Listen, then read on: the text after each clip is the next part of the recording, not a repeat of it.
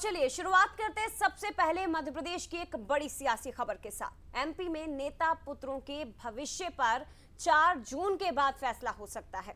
कई बड़े चेहरे जिनकी साख दांव पर टिकी है, भविष्य का फैसला इन चुनावी नतीजों पर निर्भर करता है। लेकिन कई ऐसे नेता पुत्र भी हैं जिनका भविष्य 4 जून को आने वाले नतीजों पर निर्भर है। लोकसभा चुनाव परिणाम के बाद बीजेपी नेताओं की उम्मीदें बढ़ेंगी। शिवराज सिंह चौहान उनके सांसद बनने के बाद बुदनी सीट खाली होगी। और आपको बता दें, क्योंकि उनके बेटे कार्तिकेय सिंह चौहान विधानसभा में भी और लोकसभा चुनाव में लगातार प्रचार प्रसार के दौरान पिता के साथ डटे रहे, तो क्या पिता के बाद बेटे कार्तिकेय सिंह चौहान को मौका मिलेगा, ये एक बड़ा सवाल है। कार्तिकेय पिछले लंबे समय से विधानसभा क्षेत्र में एक्टिव हैं। इधर बात अगर दूसरे बड़े नेता की जाए, गोपाल भार्गव, उनके बेटे भी अभिषेक भार्गव जो गढ़ाकोटा में लगातार सक्रिय रहे हैं। नरेंद्र सिंह तोमर के पुत्र भी लाइन में हैं।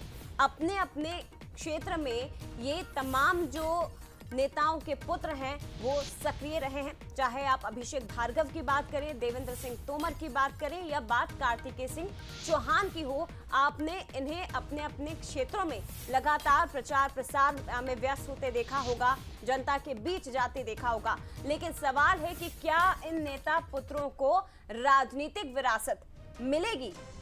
ये बड़ी बात है।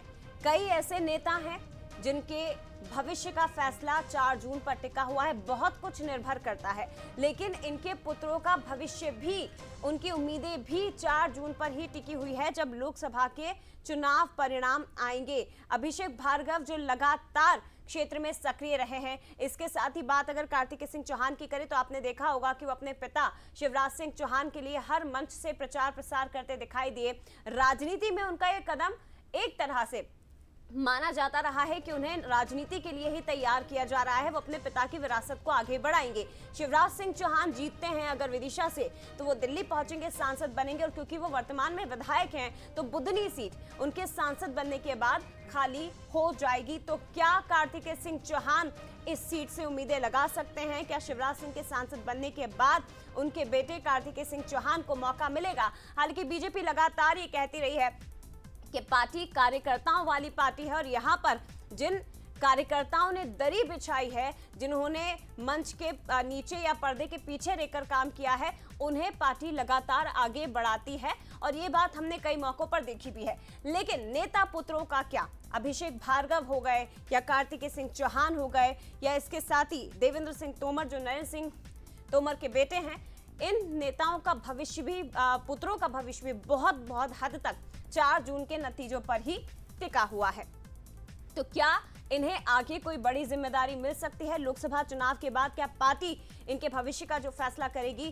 कितनी उम्मीदें ये नेता पुत्र लगा सकते हैं? और समझने की कोशिश करते हैं। हमारे साथ इस खबर पर विश्लेषण करने के लिए न्यूज़ एड शरद द्विवेदी जी भी जुड़ गए हैं। शरद जी, ये बात बिल्कुल सही है कि बीजेपी कार्यकर्ताओं की पार्टी है। जो कार्यकर्ता दरी बिछाने का काम करते हैं, उन्हें पार्टी आगे भी बढ़ाती है। लेकिन पार्टी के ही कई नेता ऐसे भी हैं जो ये कह चुके हैं कि अगर हमारे बेटे ने दरी बिछाई है, अगर हमारे बेटे ने भी निचले स्तर से ही पार्टी के लिए काम किया है, तो उसे मौका क्यों ना मिले? क्या लगता है सर, नेताओं का भविष्य तो 4 जून पर टिका ही हुआ है, लेकिन नेता पुत्र कितनी उम्मीदें लगाएं 4 जून के बाद से? देखिए, इस पे कोई नीतिगत निर्णय होगा पार्टी में, इसकी संभावना बहुत कम है कि एक कोई पॉलिसी डिसीजन हो।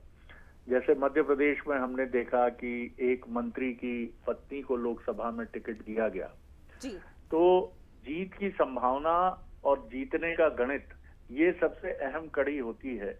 और इसमें कभी भी पॉलिसी डिसीजन, कोई भी खासतौर से बीजेपी में कभी भी संभव नहीं है। अब सवाल ये है कि जो मध्य प्रदेश में हम देख रहे हैं नेता पुत्र, उनका भविष्य या उनका आगे का फ्यूचर किस तरह से होगा। निश्चित तौर पर बुदनी की अगर हम बात करें, क्योंकि सबसे महत्वपूर्ण और तयशुदा जो सीट है जो खाली होगी वो है बुदनी।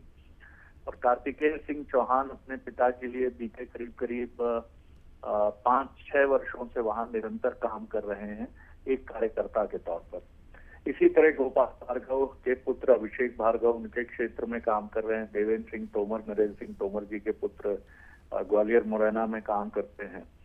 और इसी तरह से अगर आप चलें तो तुष्मुल झा हैं जो प्रभात झा जी के पुत्र हैं, वो भी निरंतर सक्रियता से काम कर रहे हैं। लेकिन बुधनी एक बहुत ही माइलस्टोन हमारे लिए हो सकता है कि अगर वहां से कार्तिकेय सिंह चौहान को पार्टी मैदान में उतारने का निर्णय लेती है बाई इलेक्शन में, तो उसके बाद आप कह सकते हैं कि नेता पुत्रों के लिए रास्ता साफ होने का मार्ग, रास्ता शक्त हो गया है, साफ हो गया है। इसलिए सबसे पहले हमारी निगाह होगी बुधनी पर, क्योंकि शिवराज जी अब मध्य प्रदेश की राजनीति में नहीं है। इसलिए ये दलील और ये तर्क नहीं हो सकता कि एक ही परिवार के दो सदस्य मध्य प्रदेश की राजनीति में किसी निर्वाचित पद पर काम कर रहे हैं। तो ये, हालांकि वो मध्य प्रदेश से सांसद रहेंगे, लेकिन केंद्र की राजनीति में रहेंगे, संगठन में या केंद्रीय मंत्री के तौर पर या किसी और बड़ी जिम्मेदारी पर, ये भविष्य बताएगा। तो बुधनी जो है, मुझे लगता है वो एक बहुत डिसाइडिंग फैक्टर होगा और बुधनी ये स्पष्ट करेगा कि युवा नेता पुत्रों के लिए आगे का रास्ता कैसा होगा। जया। बिल्कुल शरद जी, बहुत महत्वपूर्ण बात आपने कही कि नजरें हमें बुधनी पर बनाए रखनी होगी, क्योंकि यहाँ पर क्या होता है उस पर बहुत कुछ निर्भर करता है नेता पुत्रों के लिए। फिलहाल शुक्रिया आपका बातचीत के लिए। तो डिसाइडिंग फैक्टर और एक तरह से यहीं से भविष्य की नेता पुत्रों के लिए, इसलिए बुधनी सीट पर नजर बनाए रखना बहुत जरूरी है।